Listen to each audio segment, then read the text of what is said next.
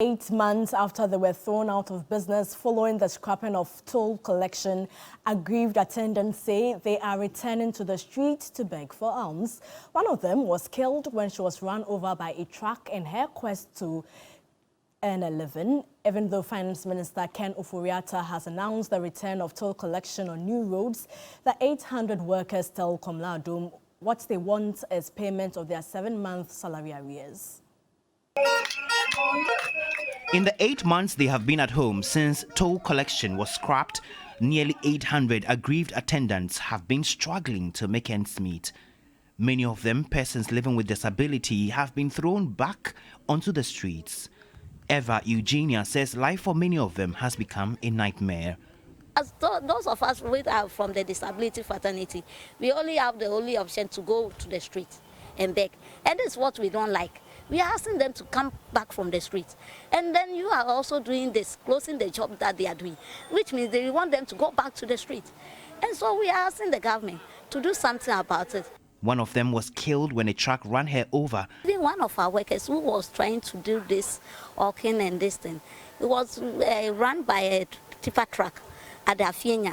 And so see, if you go to you are trying to sell something and this thing happens to you, it doesn't encourage the rest of us, especially those with disability. As for us, our matter is very different because some of us use 2 crutches.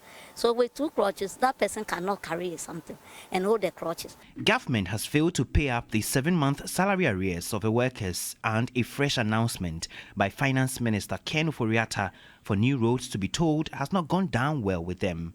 When completed, the concession agreement is expected to be approved by the PPP Committee, Cabinet and Parliament. The completed road will be tolled.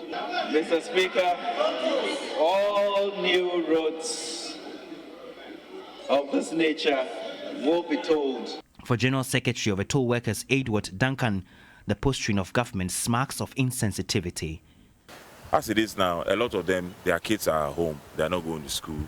There are some who have been ejected from home, and there are some that owe rent in arrears. The situation is unbearable. 2 of our members have died out of, I can say, frustration. Even though they would welcome future re-engagement if the tolling service recommences, the workers say they would have to take more drastic measures to drum home their demand. If persuasion fails, force must be applied.